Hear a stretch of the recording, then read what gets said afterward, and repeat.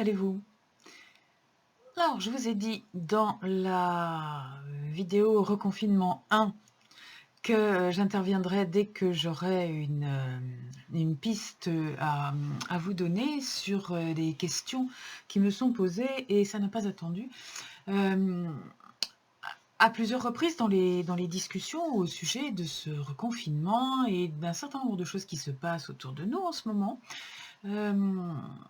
j'ai été amenée à rappeler que la meilleure posture était celle de l'acceptation des choses. Et bien sûr, il y a quelques personnes qui explosent quand je leur dis ça en disant alors il faut tout accepter, on a le droit de nous faire n'importe quoi, on se tait, on s'écrase et on subit. Alors bien que je l'ai déjà expliqué ailleurs, dans d'autres lieux, il m'a paru important de reprendre ici le thème de l'acceptation.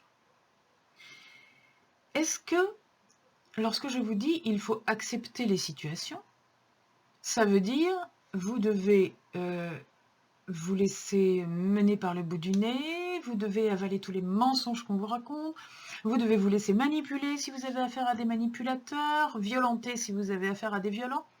Mais vous vous doutez bien que non. Alors qu'est-ce que ça veut dire accepter en fait? Pourquoi est-ce que on dit il faut accepter si on n'est pas d'accord? Parce que accepter les situations, ça ne signifie pas qu'on est d'accord avec les situations, ou avec ce qui les a engendrées, ou avec la façon dont elles sont gérées. Ça veut simplement dire qu'on reconnaît que les choses sont comme ça.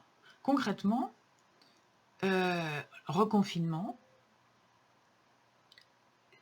est-ce que le fait de monter au créneau, de hurler, de me rendre malade, de peur, de colère, de chagrin, de tout ce qu'on veut, va arranger les choses? Non.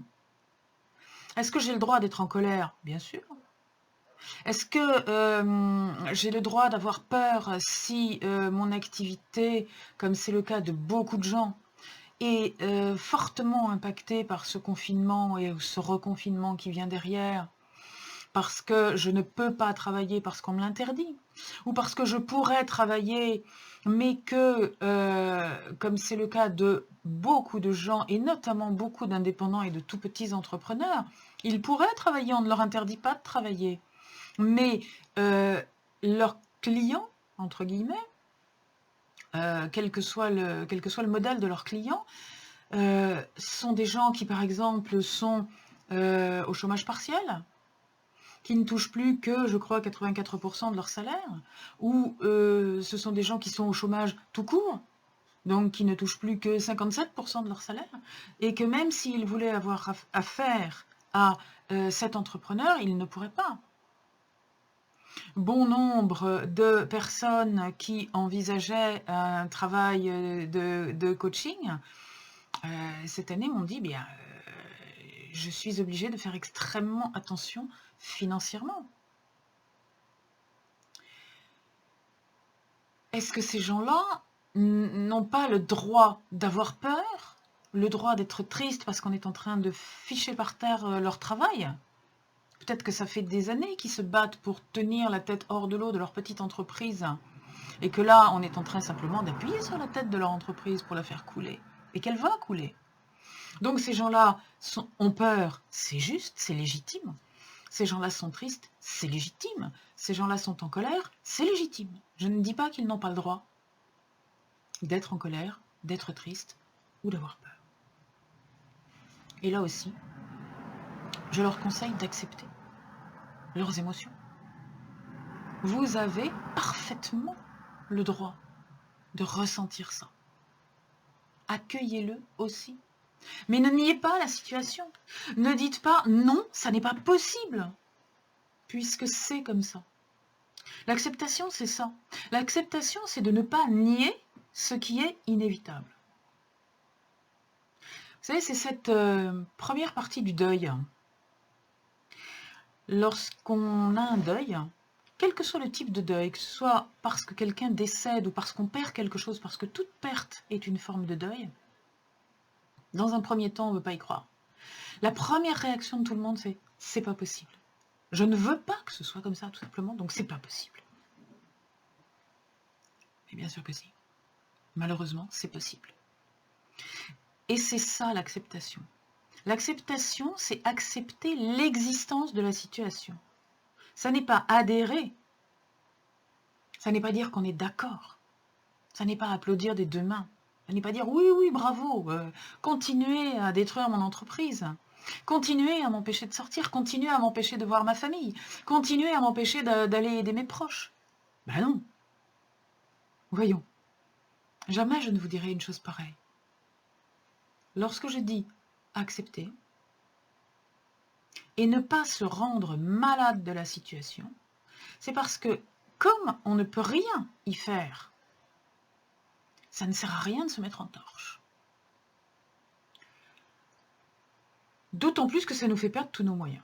Et que ces moyens, on en a bien besoin pour rester fort, pour rester volontaire et pour trouver comment rester en bonne santé, comment s'en sortir, comment arriver à surmonter tous les enquiquinements que ça engendre. Ça, on en a vraiment besoin. Et croyez-moi, des ennuis, tout le monde en a. Je ne connais personne qui ne soit pas touché. Alors effectivement, il y a peut-être une catégorie de personnes que je ne connais pas. D'accord. Mais enfin, il paraît que même les moins touchés sont très touchés quand même. Non, je blague bien sûr. Tous les gens que je connais sont profondément touchés, gênés, blessés, perturbés par tout ce qui se passe depuis des mois. Ça va faire 1 an que notre vie routinière est considérablement perturbée par des décisions que nous subissons. Et je ne souhaite pas discuter du bien fondé ou non de la décision. Hein, on est d'accord. Là, je dis simplement, nous subissons des décisions. Et nous n'avons pas le choix. C'est comme ça. Quand un gouvernement prend la décision de confiner tout un pays, dans un premier temps, c'est comme ça. Après, évidemment, quand on n'est pas content du gouvernement, il y a des choses à faire. Mais dans un premier temps, aller hurler dans la rue qu'on n'est pas content, c'est pas très efficace. On a sûrement mieux à faire. Et je vous le rappelle, la toute première chose à faire, c'est de se renforcer intérieurement. Toute première chose à faire, c'est d'être solide. C'est de pouvoir être efficace, à la mesure de ses moyens, évidemment. Mais la première chose à faire, c'est d'être solide, dynamique, autonome dans la mesure du possible, de pouvoir aider, de pouvoir comprendre que la solidarité est notre meilleur atout, et que cracher les uns sur les autres un venin qui ne sert à rien, à part à envenimer l'atmosphère, ça n'est pas une bonne solution. Oui, c'est vrai, il y a encore des gens qui vident les rayons de papier de toilette ou de pâtes ou de je ne sais quoi. Ouais. Mais ces gens-là, le fait qu'on aille les insulter sur les réseaux sociaux, ça ne va rien arranger.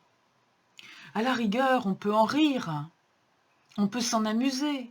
C'est un sujet de blague, pourquoi pas? Tant mieux si ça nous fait rire. Mais ces pauvres gens, enfin, imaginez-vous dans quelle espèce de malaise il faut pouvoir être pour aller stocker du papier de toilette. Franchement. Arrêtez-vous 5 minutes pour y penser. Comment est-ce qu'on doit se sentir quand on a tellement peur qu'on en est à stocker du papier de toilette? Vous voyez? C'est ça qu'il faut penser. Empathie. De l'empathie pour ces gens. De l'empathie pour ces gens. Même pour ceux qui stockent la farine et le sucre. On sait qu'il n'y a pas de pénurie. Contrairement à ce que dit le président de la République, nous ne sommes pas en guerre. Si nous étions en guerre contre un ennemi qui va bloquer les productions, ah oui, peut-être qu'il faudrait stocker un peu, et encore, ça ne servirait pas à grand-chose. Mais là, si on laisse fonctionner les usines, si on laisse fonctionner nos agriculteurs et qu'on donne la préférence, d'ailleurs, s'il vous plaît, aux agriculteurs locaux, aux maraîchers, aux producteurs locaux, de préférence raisonnable, raisonnée ou bio, encore mieux. Il n'y a pas de raison qu'on manque. Le papier de toilette, pourquoi voulez-vous qu'on en manque? Alors ne nous énervons pas, essayons d'en sourire ou d'en rire. Par ailleurs, eh bien, je voudrais reparler un tout petit peu de tous nos, tous nos amis entrepreneurs, freelance, petits chefs d'entreprise, petits employés de petites entreprises. Nous avons entre nos mains, d'une certaine manière, leur survie.